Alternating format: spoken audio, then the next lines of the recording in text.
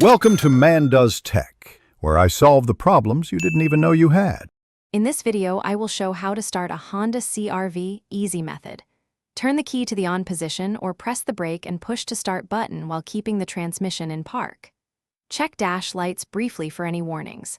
If you have a smart key, press the brake firmly and press the start button once.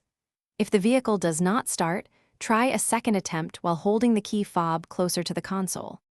Begin by sitting comfortably and placing your foot on the brake pedal, then keep steady pressure as you start.